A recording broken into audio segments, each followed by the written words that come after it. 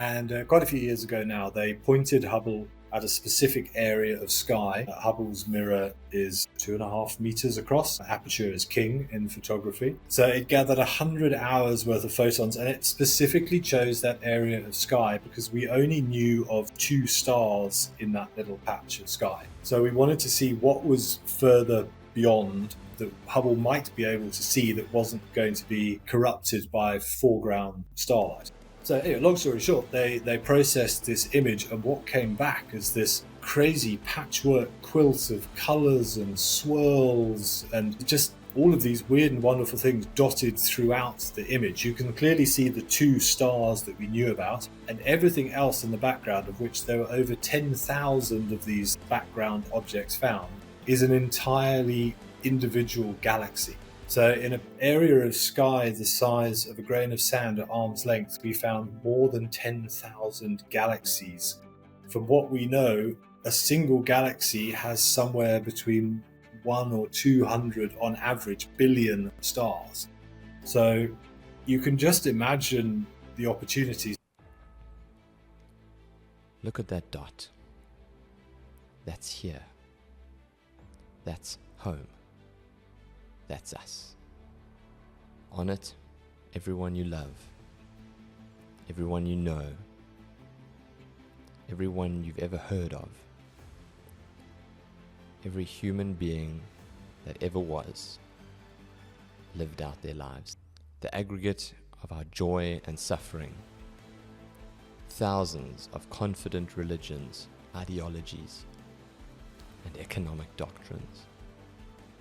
Every hunter and forager, every hero and coward, every creator and destroyer of civilization, every king and peasant, every young couple in love, every mother and father, hopeful child, inventor and explorer, every teacher of morals, every corrupt politician, every superstar, every supreme leader, every saint and sinner in the history of our species lived there, on a mote of dust, suspended in a sunbeam. The earth is a very small stage in a vast cosmic arena. Think of the rivers of blood spilled by all the generals and emperors so that in glory and triumph they could become momentary masters of a fraction of a dot. Think of the endless cruelties visited by the inhabitants of one corner of this pixel on the scarcely distinguishable inhabitants of some other corner. How frequent their misunderstandings, how eager they are to kill one another, how fervent their hatreds. Our posturings, our imagined self-importance, the delusion that we have some privileged position in the universe are challenged by this point of pale light. Our planet is a lonely speck in the great enveloping cosmic dark. That's an excerpt from Carl Sagan's book, The Pale Blue Dot, a vision of a human future in space. And if this was interesting to you, then you're going to love this episode, because on the show with me today is Ben Coley from Celestial Events SA. Ben is a trained field guide and is an astronomy educator and takes people on night sky safaris. Ben and I discuss the history of what it is that we look up at every night, why it is so ingrained in us, almost from childhood, when you think of Twinkle, Twinkle, Little Star, how I wonder what you are. Should we wish upon a shooting star? Where did that come from? We elaborate on dark sky reserves that are free from light pollution, as well as Ben's focus on the culture of stars and the oral traditions of the heavens above, and how important it is to keep those traditions and those stories alive. And yes, of course, we cover, are there any other forms of life out there?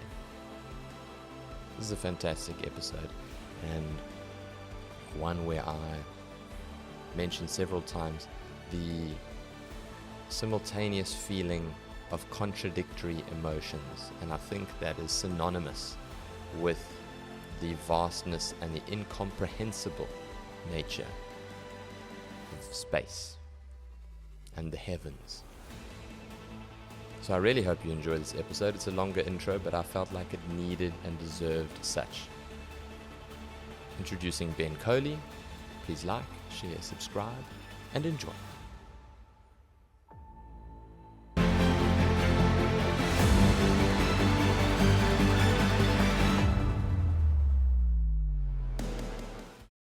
Ben Coley from Celestial Events SA. How are you doing today, sir? Very, very well. Thank you, Clinton. And thank you for having me on. I'm delighted to be here and ready to answer any and all questions that you may throw my way.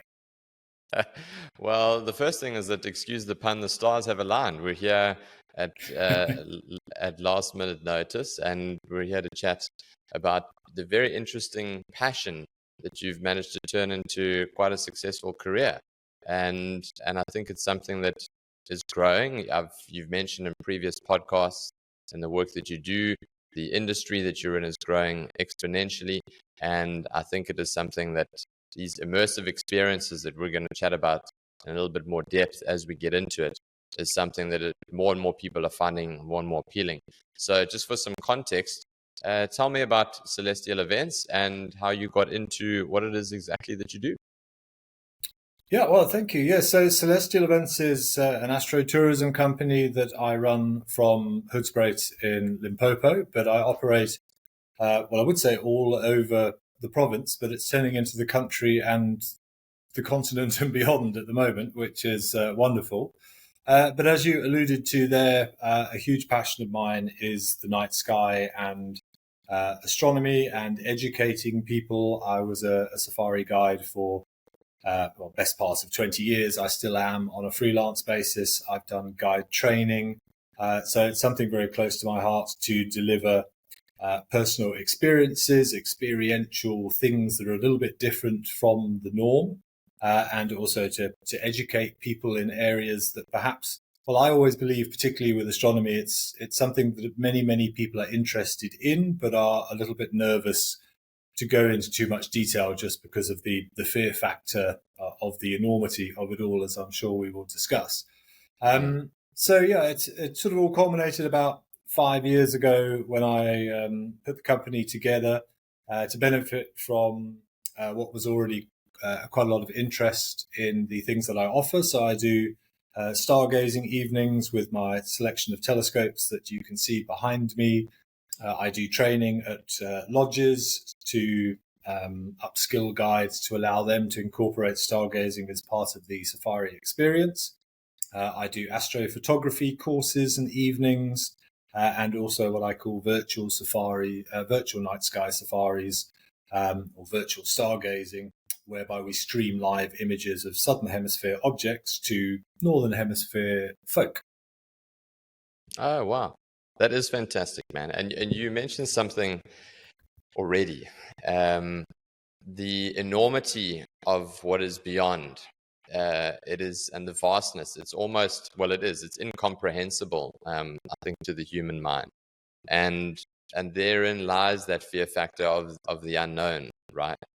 But then at the same time, it's like a moth to a flame.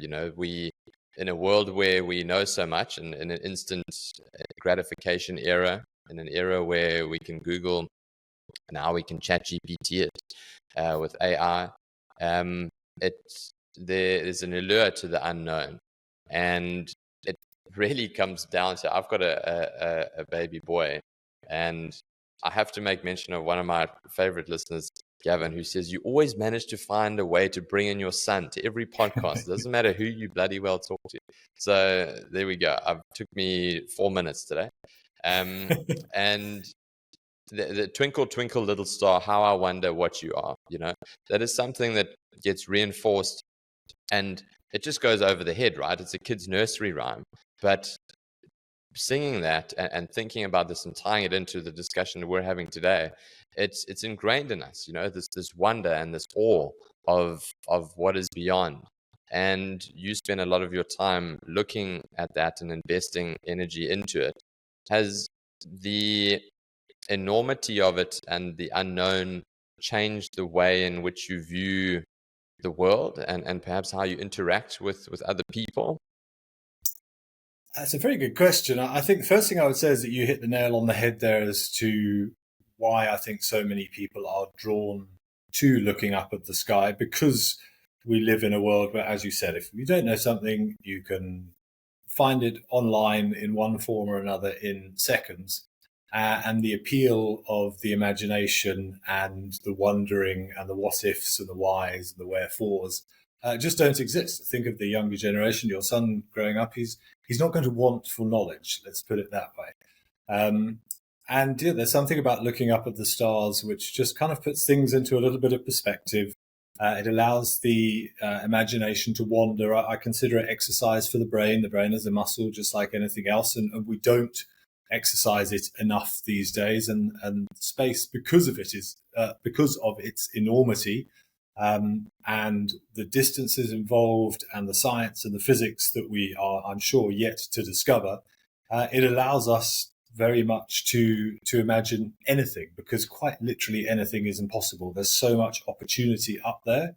And I, for one, find that very therapeutic, also terrifying, but therapeutic. In terms of how it's changed me, I think, if I'm honest, I try not to think about it too much because it all becomes a bit too overwhelming. But I think what it has done is allowed me to put things into perspective. It takes quite a lot to get me super stressed these days because, I think, well, there's so much opportunity out there and we are so insignificant in the grand scheme of things that I think it maybe helps to balance me out a little bit. I've got quite an active brain, which is, I think, why I enjoy this sort of stuff. And I do feel it. I find it so soothing and terrifying at the same time. Yeah, there's a video that I saved. Somebody sent it to me 10 years ago, and I've saved it, and I always go back to it every now and again. And it was called The Tiny Blue Dot, and it's this guy, I don't know who it was, but he's narrating, and it starts on planet Earth, and then it moves out, and he talks about, the people and of planet Earth and the mistakes that we've made and the violence and the mistakes we continue to make, and how we get caught up in our own little world, and my religion is better than yours, and this was my land before it was your land, and all of these sort of things. And then it's just a different perspective the further back you go.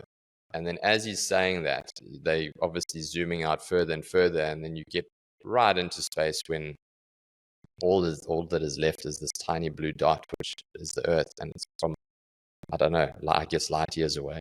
And it really puts things into perspective. So that doesn't surprise me that it's quite therapeutic. And I mean, I was fortunate enough to be on one of your night safaris when I recorded a previous episode in the Glacieri, and we were fortunate enough that we got to see quite a lot.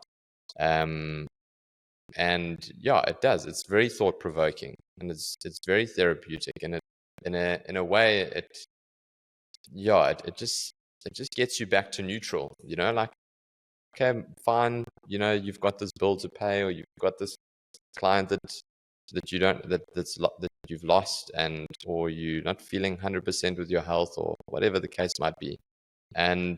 But it's just the enormity of it is scary but therapeutic at the same time. And I don't, and that's the thing, is the most important things in life are often very contradictory. You experience contradictory emotions at the same time, which I think is also part of the part of the allure.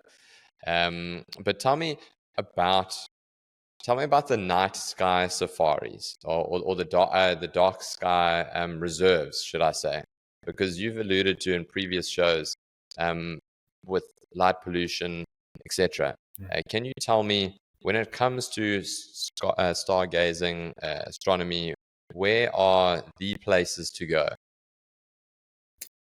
Well, I mean, there is no right or wrong. It very much depends on what you want to look at and what level of viewing that you want to achieve. If you are in the middle of a city, be it Johannesburg or New York or London, then yes, you are going to struggle to see more than the moon and maybe a couple of the planets, which are particularly bright in the night sky. Even when you get out to rural areas, you're very limited. So in terms of the best places to go to truly enjoy it and to get that sense of being enveloped within something so much larger, the darker you can get, the better, the further away from people, from light sources, from population centres, the better, which is why doing it where I do here, just on the borders of Kruger National Park, it's one of the things that sort of made me realise that there was something to be done here. As a guide, I've worked in many nature reserves over the years, and by definition, they are fairly devoid of people and artificial light.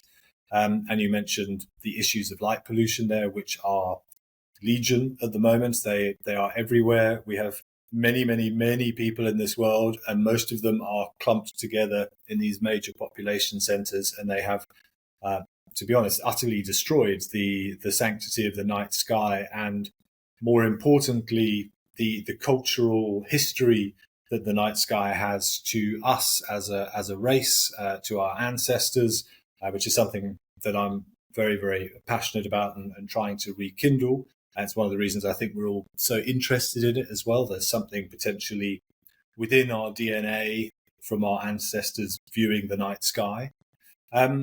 Where you can go, I mean, here in South Africa, we're blessed with relatively large tracts of land with very little in the way of infrastructure.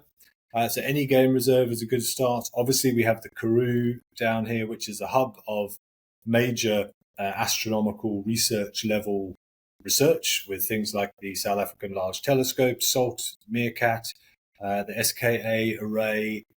These are serious pieces of kit, world renowned, that are being used to explore the cosmos.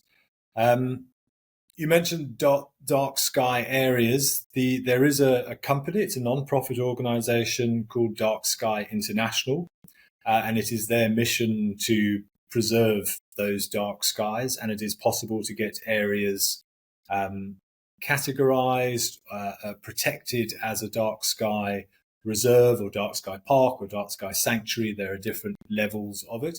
It takes a long time to get accredited. Very strict regulations in terms of the lighting that you're using, buy-in from the local communities and the municipalities to protect the night sky. But there are over 200 recognized areas that have been accredited or approved by the Dark Sky International. They used to be called the Dark Sky Association. And we only have one in South Africa. It's in the Kalahari, I will pronounce it incorrectly. It's the Ikai, I forget its exact name, the Kalahari Heritage Reserve, which is, I think it's about 20,000 square kilometers of protected area in an area already pretty, say, devoid of people. So if you can get to an area like that or get to the Karoo is also very good, as is sort of the further west you go, the better. Because with the climate of South Africa, the further west you go, the drier and more arid it gets. And in terms of the clarity of the night sky, it's difficult to explain. But if I look at the night sky here in the Lowveld, which is traditionally quite a humid environment, I've been fortunate enough to spend time in Namibia, up in the Kalahari. The sky just shines brighter there. It sparkles because you've got less humidity in the air. Remember, humidity is caused by water vapor in the atmosphere. That is a blockage that is stopping some of the light or the clarity of those wavelengths of light coming through to you. So in a perfect world, cold, dry, and dark are the best places that you can go. Yeah. And I mean, I've been fortunate enough to be in places that are similar to that. Like you said, deep in the heart of the Kruger as well as a good example. And it's almost like the stars are closer to you. It's like Yeah. everything just sort of drapes over you rather than I stay down in Durban, and it's got to be one of the most humid places Yes. south of the equator. It's just bloody unbelievable at the moment. Thankfully, we're nearly out of it. But as far as humidity goes, there's not many places that beat Durban. But yeah, that night sky in the Kruger is really just something else. But you've taken a whole different stance with the way that you engage with your clientele. There's obviously the scientific approach and the constellations and the identification that goes along with it. But you spend a lot of time um, continuing the verbal heritage of what the stars mean from a cultural perspective. Why did you decide to go down that route as part of your product to your respective clients? Well, personally, on a personal level, I find it fascinating, and perhaps, but on a more professional level, if you want to find out the science behind space and the objects up there, there are a multitude of places that you can do so. It's fairly mainstream knowledge that, as we mentioned earlier, in this day and age, you can find with a few strikes of the keyboard. Um, but I think also with my history as a guide and trying to link things together and try and knit together the natural environment and the cultural heritage with the environment and the history of areas, it's something that guests really enjoy listening to. It can, if you just focus on the science, it can be a bit much for some people. And with all due respect, as once you've established something's far away, everything's far away. How do you relate it? How do you give it the wow factor each time you discuss it? And we, or guests, I should say, enjoy the storytelling aspect of it. That is part and parcel of being a guide. We don't hopefully, guides don't just see a lion or an elephant and quote vital statistics at you. They tell you stories about why the elephant is doing what it's doing and what ancient people did in these areas, what the conservation efforts are. It's the storytelling and the delivery of the information that makes a more personable experience for guests. And as guides as well, or as educators, and to some extent entertainers as well, it's our responsibility to tell a good story, and it helps people engage. Um, and I think particularly here, because we are very fortunate here in South Africa to be amongst some of the oldest human culture in the world, with the Bushman tribes and other ancient African tribes. It's part of the heritage here, and it's something that people want to learn about. And I've kind of taken it on as a bit of a project to try and keep that stuff alive, because we keep coming back to it. The technology that we live with today, most of these stories, you imagine ancient people tens of thousands of years ago, they weren't playing on their iPhone or downloading the latest game.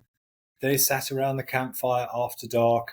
They talked about their experiences, their thoughts, their imagination ran wild, and they projected this onto something that to them must have been truly unimaginable. This incredible vista above their head with no light pollution, no industry pollution. It must have been a remarkable experience for them. And I think it's so magical that they were able to come up with these, admittedly, in some cases, far-fetched stories of what they believed was up there. But there is something very emotive and connectional. It's not really a word, but hopefully you know what I mean. To relive these stories, and unfortunately, because they were all passed down through oral tradition, and because we are so reliant on modern day technology now, those stories are rapidly disappearing. Many of them are gone forever. Tens of thousands of years of these beautiful stories are lost because they were never passed down. And I spend a lot of time trying to find these stories and collate them into one place and make them a part of my evenings, because I believe people really relate to them. It's a beautiful thing to be able to tell, and I almost feel it's become a bit of a responsibility to keep these stories alive. And it's not just our culture; it's in all cultures. Whether we're talking about Native American tribes, Incans, Mayans, the Maori, Chinese mythology, Egyptian, it's the same for all corners of the globe. And it's very important that we try and keep those cultural stories alive. Yeah, I think just thinking about your point there on how it has meaning for people, I think, and why people enjoy it. I think storytelling is a big part of what we've done for millennia, right? As a result, not just with respect to the stars, but No, just with life in general. And this is just the podcast is an example of a modern day version of storytelling. yeah, And and I think why people find it interesting is it definitely gives you a sense of meaning and a sense of belonging that people have come before you and people will come after you, but things have changed. But in a lot of ways, many things haven't changed, and the need for storytelling is something that is to be preserved. Now, how would you go about collating this information and getting the respective stories if it's not something you can find in a textbook? How do you go about such it an is. endeavor? It is exactly that. It's more than an endeavor. It has not been easy, I have to say, especially when I go to different areas, and I'm fortunate enough to sometimes go to different countries, and I spend a bit of time trying to research the cultural star lore and mythology from those countries, which is why I know for a fact that it is difficult to find them wherever you go. Um, the internet is a wonderful thing. I get a lot of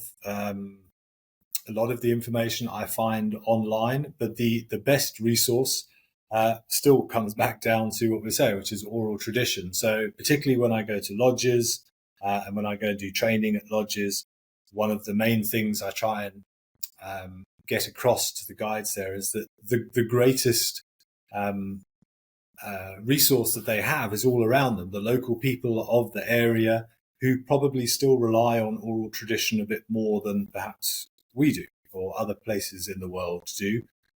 So go speak to your tracker, speak to the other people who live there, get out into the local villages, sit people down and ask them, and the beauty of these stories. And I say this not tongue in cheek, but because it's serious, but science is science. 2 plus 2 is 4 most of the time. But the beauty of mythology is that it's not fact, it's mythology.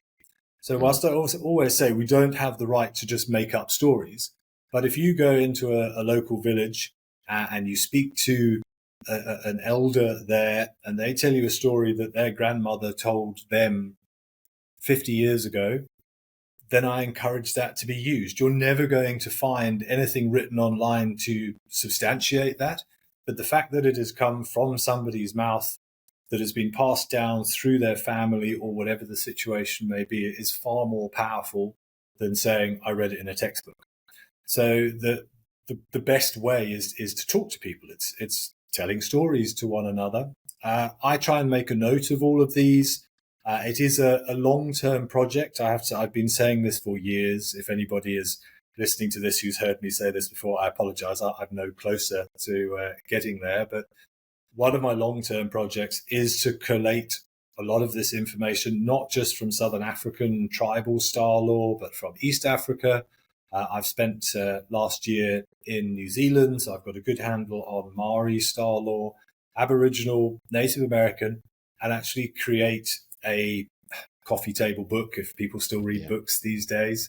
So actually, for the enjoyment of people, but also for those people like-minded who want to find out more of these stories, because you are resigned at the moment to finding little tidbits all over the internet, hours and hours of Googling things. And it's a very time-consuming thing. So it will be lovely to have everything in one place and try and preserve it as a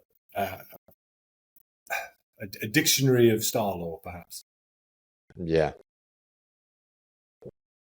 Yeah, I did hear you say that on a previous podcast, and I also heard that you I also heard that you had never been to the Karoo. So I'm going to ask you if you, at least since your previous podcast, if you've been able to make it down to the Karoo yet. I have not. No, it is terrible considering where I live and what I do. I'm lucky to have a lot of dark skies here. I can't remember what I said on the podcast you're referring to. I was due to go down there and I had it all booked, but that was just before COVID shut everything down and things had to be cancelled, and I never got around to it. And yeah, I can come up with a whole host of excuses. It's a very long way from here. But yeah, I just haven't done it yet. And in my defence, to some extent, I've been incredibly busy, which is great because it shows me there are so many like-minded people. Astrotourism is booming worldwide at the moment, but these are all blatant excuses, and it is very high on the list to make it happen. Hopefully this year, if not this year, next year. Okay, let's bring it back to that mythology and the traditions and the stories that have gotten passed down. Another thing I recited Twinkle Twinkle Little Star earlier, but then there's another one, wish upon a shooting star. So what is a shooting star? Let's start with that. And why and how did we have to start making wishes when we saw a shooting star? Well, it is based on cultural mythology, but let's start at the beginning. So a shooting star, first of all, it is not a star. Space, we think of space as empty, but it is not completely devoid of stuff. There is stuff up there.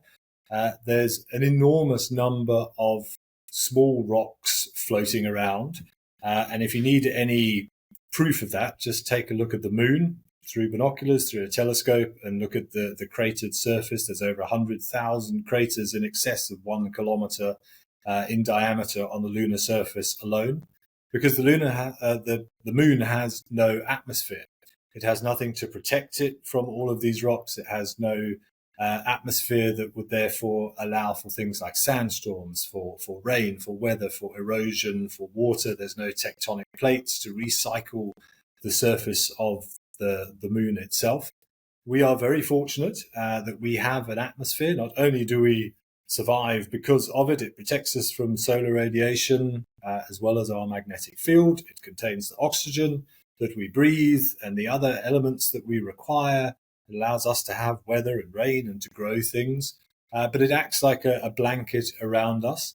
And these rocks, you have to remember, are flying through space at crazy speeds, much faster than a speeding bullet. And if it so happens that their orbit brings it onto a direct path with us, these objects, which could be going at 250,000 kilometers an hour, I mean, it's ridiculous speeds, they hit our atmosphere and they decelerate with such force that they ionize the gas around them. Friction builds up. The atmosphere ablates them is the correct term, but basically blows up that bit of rock. It just disintegrates. And we see that fiery trail through the sky, which is the gas burning around that object or ionizing this energy. So shooting star suggests that it's an extra, well, it's a space phenomenon. It's actually an atmospheric phenomenon and it's proof of our atmosphere protecting us. And when you see a shooting star, chances are it's not more than about 50 kilometers above your head, which is a lot different from the other measurements within space. The official boundary of space is called the Kármán line, which is 100 kilometers up. That's the point whereby if you go beyond that, you will see stars during the daytime because the atmosphere is so thin that the blue light from the sun, the shorter wavelengths, are not being refracted, making the sky blue. We know air has no color, but we see the sky as blue because the short wavelengths of light from the sun are refracted by our atmosphere, which makes it blue, and therefore we can't see the stars behind it. It's not because the sun is up. If you go above that 100-kilometer line, you can see the sun and the stars, but it's the atmosphere that is saving us. So if you think about it, I mean, that's a scary thought.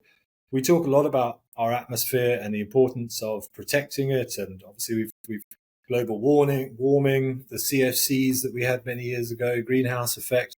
100 kilometers is basically all we've got protecting our pale blue spot from all the things in the universe which are trying to kill us, which are many. And if you think what 100 kilometers is, I mean, that's from Durban to, you know better than I do, what's 100 kilometers away, but you can drive it in an hour.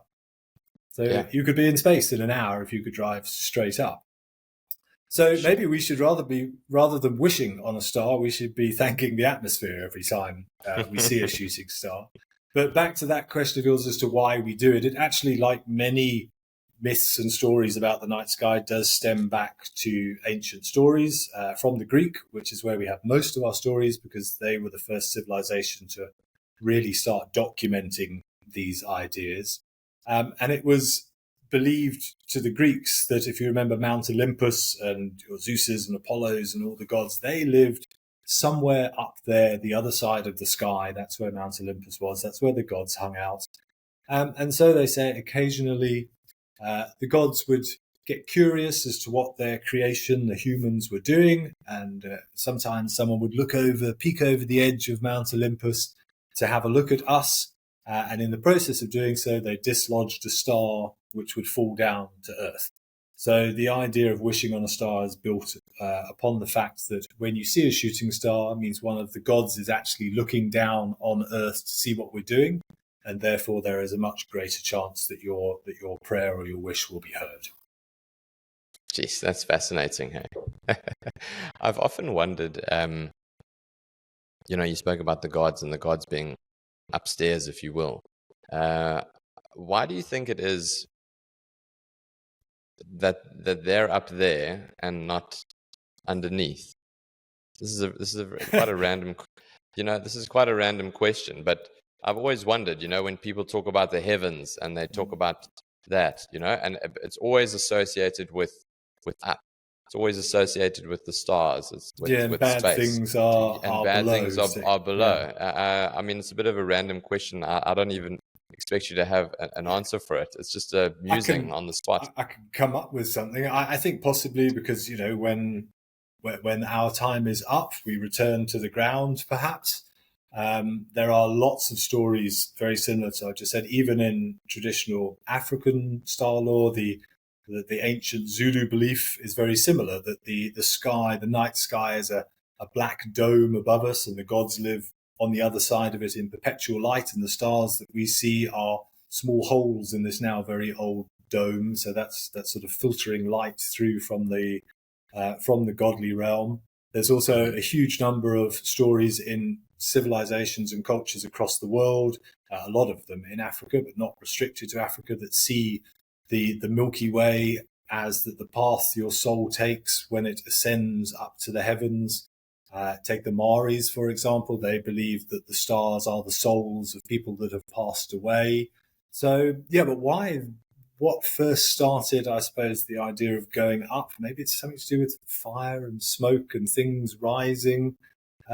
It's a good question, something I've never considered, but there are multiple examples in multiple cultures of the heavens being associated with the souls of people who have passed on. So, yeah, I think maybe it's got to do with it's the unknown,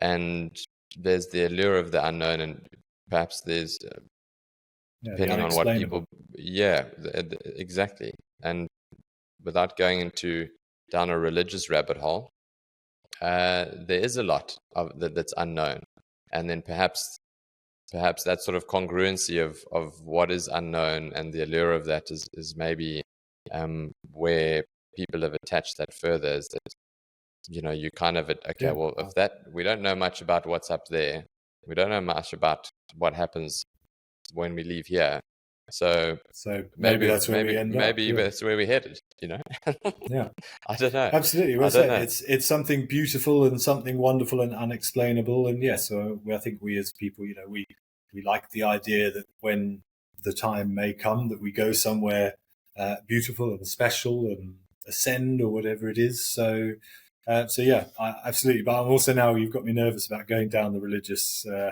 rabbit hole, because astronomy and religion have never been the greatest of friends throughout history.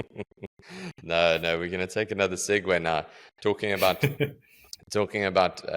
beautiful. You've got lots of beautiful pictures that you put up on your social media. You're quite prominent with your photography.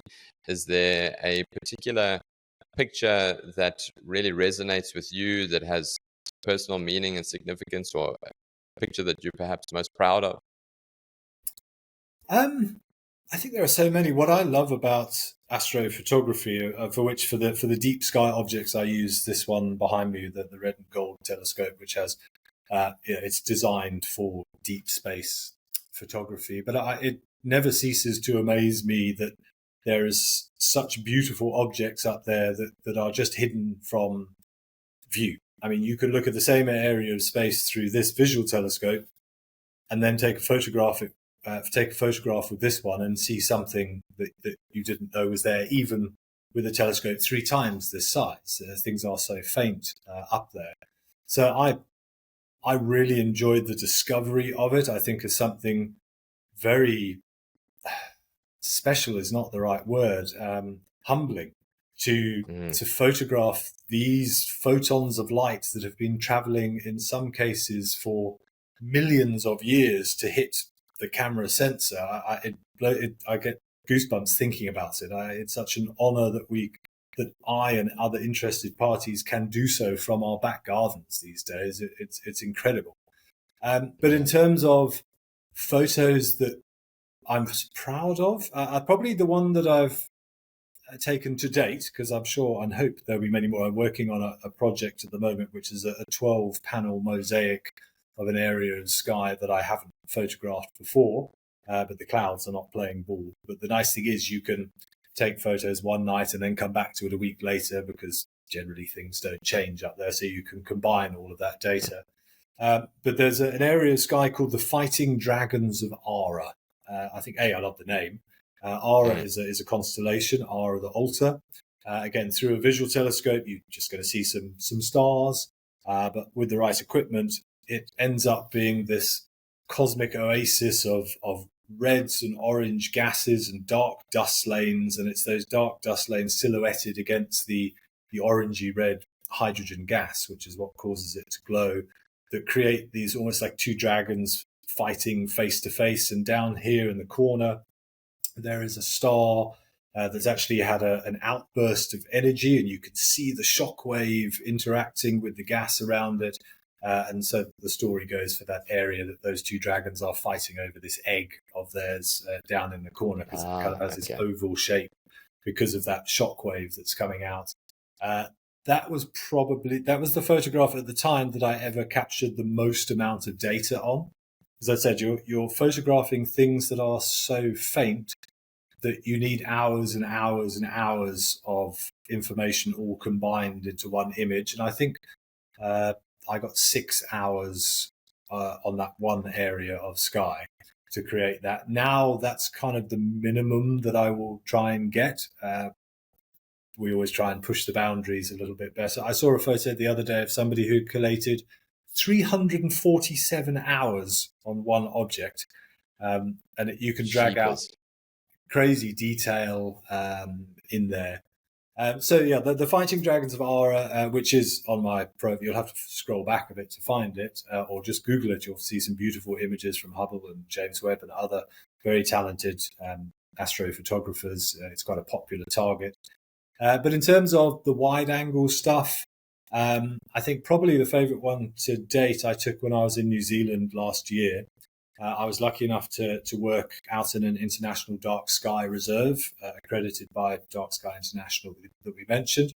Bortle 1.5, which is the light scale index. So it's about as dark as you're going to find unless you're in the middle of the Namib Desert, which is another recognized reserve. And just a beautiful photo. I was actually doing an astrophotography evening for some guests, and they had this beautiful big glacial boulder there. And we had the Milky Way behind it, because that's always very prominent in the photography. And I just got one of them to go and sit up on this boulder, just cross-legged and sort of looking up to the sky. And I've got that as a lovely silhouette, and then all the detail within the Milky Way. And I think it just gives such a lovely perspective. I've called it various things in terms of a tagline of the abyss and watchful, and going back to what we were saying about people looking up at the sky and finding solace there and connecting with it. I think that photo really sums it up.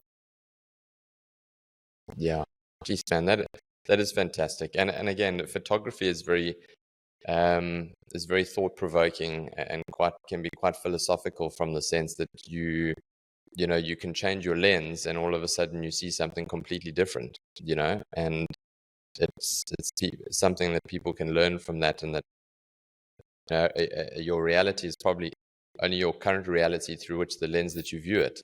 And that reality is subject to change, depending on how enlightened you are with respect to experiences, your willingness to be educated, other people's personal experiences, storytelling, etc. So I love that.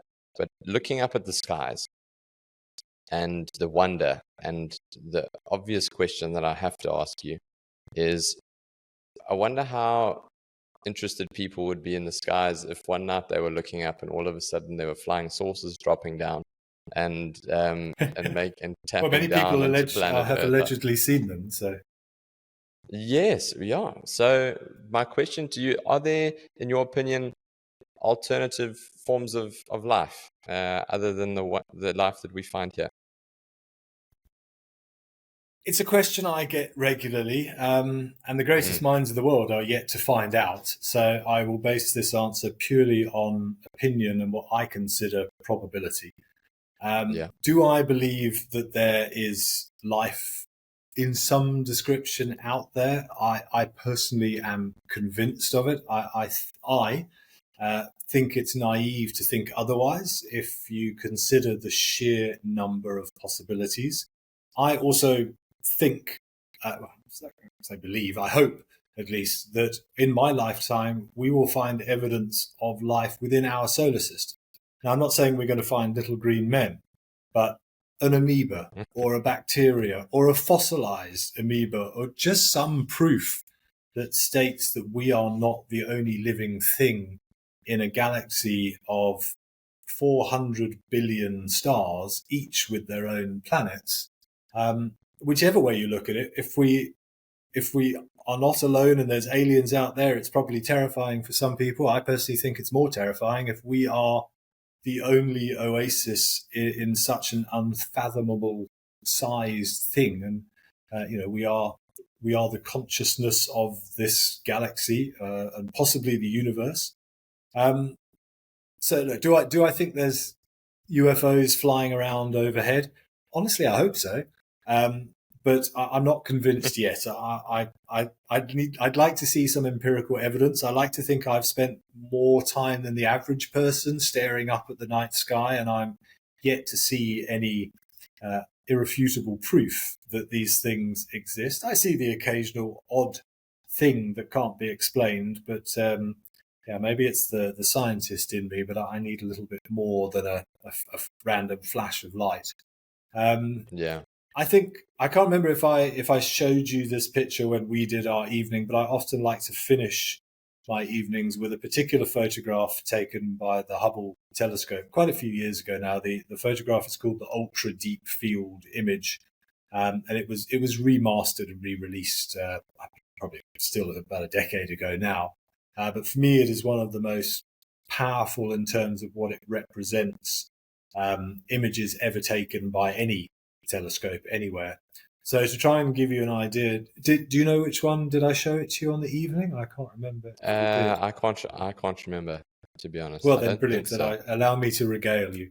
Um, Go so for I'm it. sure we've all heard of the Hubble Space Telescope, which obviously has been replaced or superseded now by James Webb. But we are still marveling at what Hubble has discovered since its conception and its launch. And quite a few years ago now, they pointed Hubble at a specific area of sky. And to try and give you a bit of perspective as to the size of that sky, if you could imagine holding up a grain of sand at arm's length or a tennis ball from 100 meters away, that's the size of the area, pinprick really, of sky that Hubble looked at. And it gathered 100 hours worth of exposure, bearing in mind that this telescope here has an aperture of about 7.5 centimeters. Hubble's mirror is 2.5 meters across. Aperture is king Wow. in photography. So it gathered 100 hours worth of photons, and it specifically chose that area of sky because we only knew of two stars in that little patch of sky. So we wanted to see what was further beyond that Hubble might be able to see that wasn't going to be corrupted by foreground starlight. So anyway, long story short, they processed this image, and what came back is this crazy patchwork quilt of colors and swirls and just all of these weird and wonderful things dotted throughout the image. You can clearly see the two stars that we knew about, and everything else in the background, of which there were over 10,000 of these background objects found, is an entirely individual galaxy. So in an area of sky the size of a grain of sand at arm's length, we found more than 10,000 galaxies. From what we know, a single galaxy has somewhere between 1 or 200 on average billion stars. So you can just imagine the opportunities. Take our star, we've got 8 planets, dwarf planets, comets, asteroids. Saturn's now got over 200 moons. Jupiter's got 95 moons. It's crazy, the opportunity out there. And somebody took that and modeled it against our understanding of how galaxies are spread out throughout the universe as we believe it to be. And current estimations are that there are in excess of 2 trillion galaxies in the universe, each of those 2 trillion comprising hundreds of billions of stars, each no doubt with their own planets, moons, and probably a whole host of other phenomena that we have not even considered. So to your original question, I think it's unlikely that we are the only place in the universe that the chemistry and all of whatever it may be that had to fall into the right place at the right time did so. Jeez, that is quite a lot to digest, and it comes back Yes. to my earlier point of it being incomprehensible. I think that's the only way to describe it, is how do you get your head around something that's so vast like that.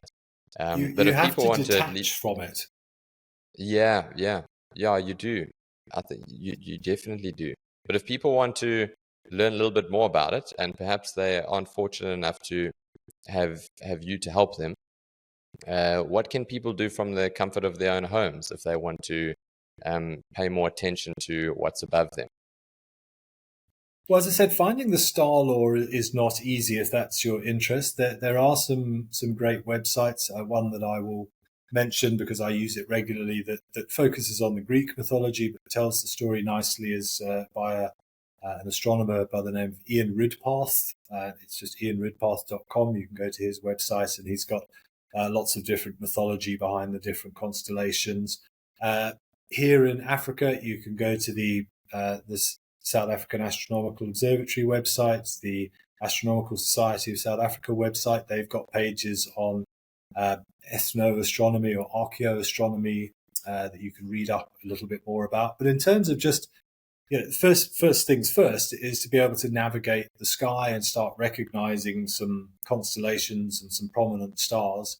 Again, we're lucky in this technological world that we live in. There are countless apps that you can download that move around. If you hold them up in the right direction, they'll show you the constellation drawings and the constellation art.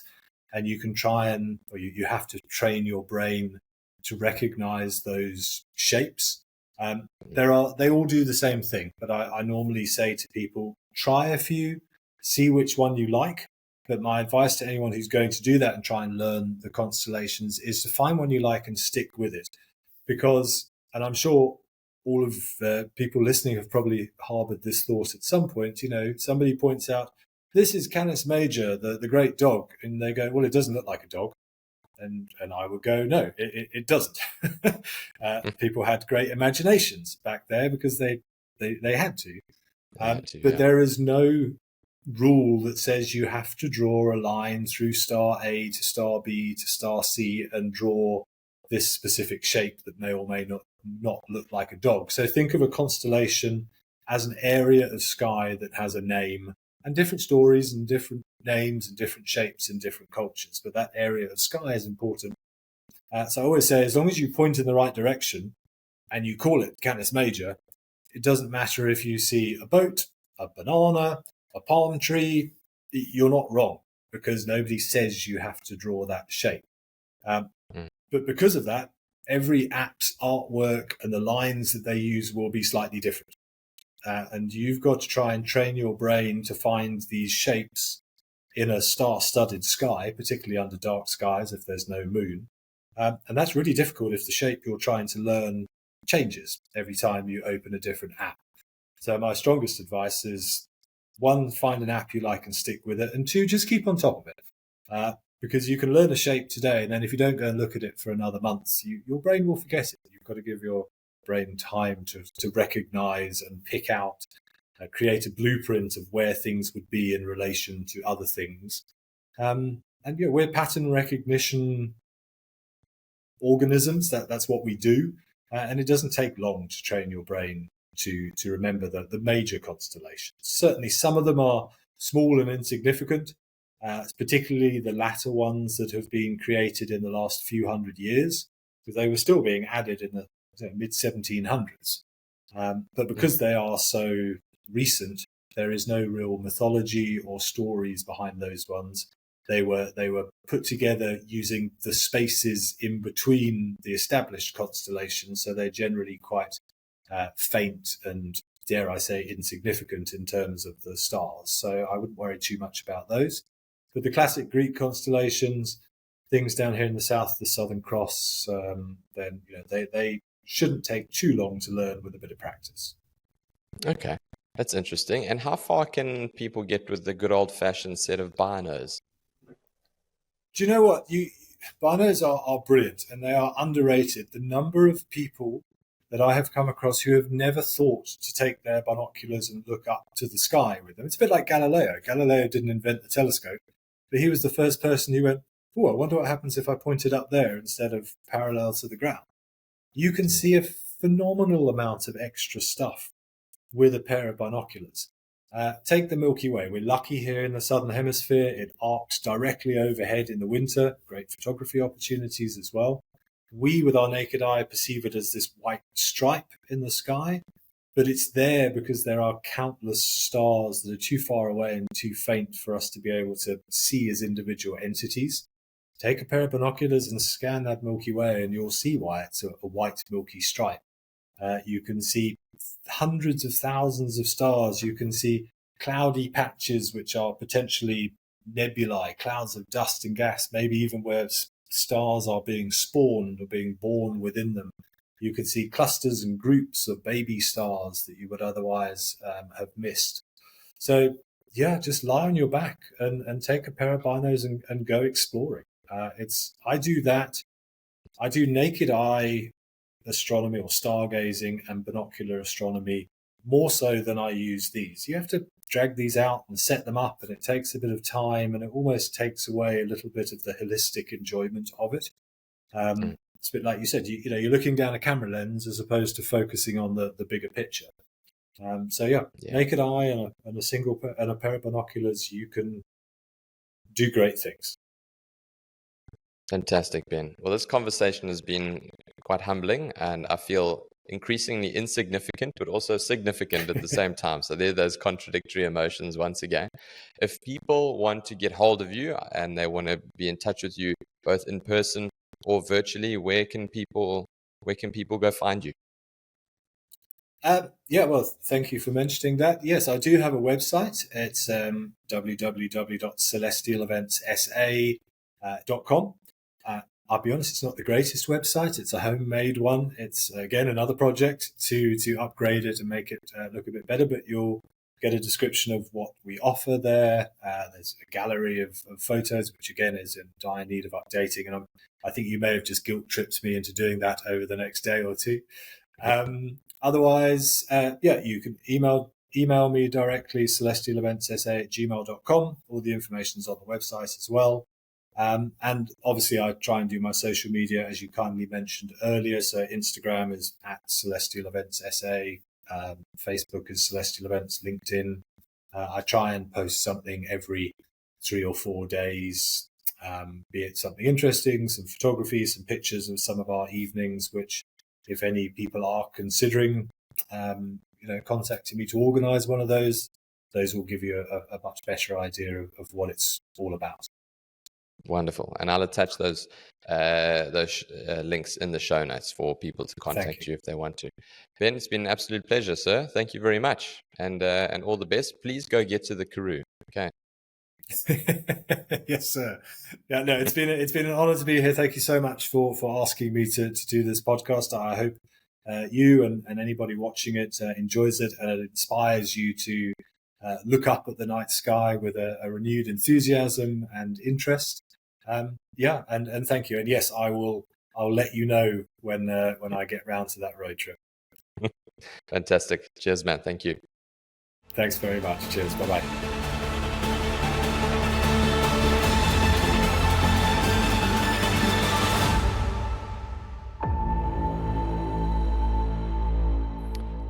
Not so fast. It is such a cool feeling when I see that Spotify subscribers number increase on the weekly, when I see the number of people listening to the episodes going up, and it really makes a huge difference. Have you ever done something and you feel so good when you get rewarded by some positive feedback and you really feel like you're making a difference?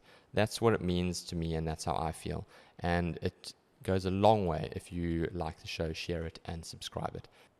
Thank you, Humbly, and I'll see you next week.